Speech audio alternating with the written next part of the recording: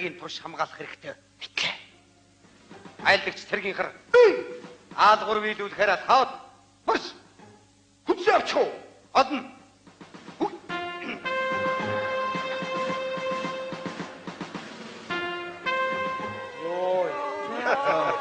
Таны 3 хоног сэтгэл амар байх юм дээ.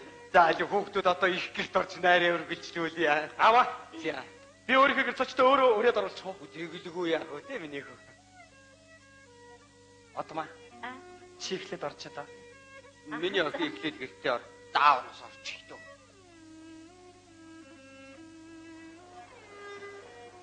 Отма зөвшөөрөхгүй яана. Тэгвэл юмыг яаж мэдхүүгээ чукагч орч чадаа. Чикот. Чи хаал бол юм чи орч.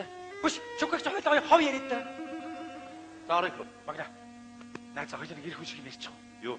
Чи найраас явж идэх үү? Тэгэхгүй болохоор энэ хүүхнүүд чинь чам руу сэтгэл алдраад ичтэй чи. Би яаж гэртээ ганцаараа амьдрах юм эндээс чинь хань болоод авчмаар байна шүү дээ.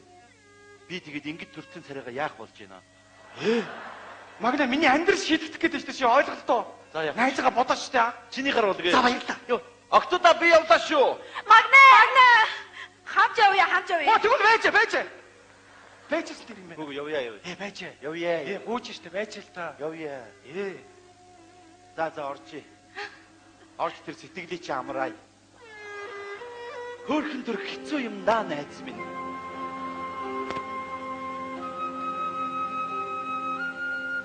Таан хэмзэлсэн нэгэн сайхан намар тэр тэндээс ирсэн л гэдэг.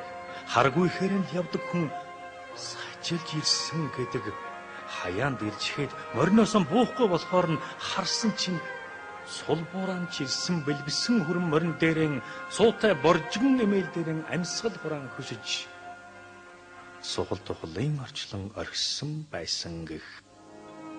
Төөрсөн од шиг булшны шархыг сарны гэрэл долоож байдаг. Туурсан зуны алаг цэцгэс салхин дунхан илж байдаг. Цэргийн харын булшийг мартсан тэндгэж олохгүй.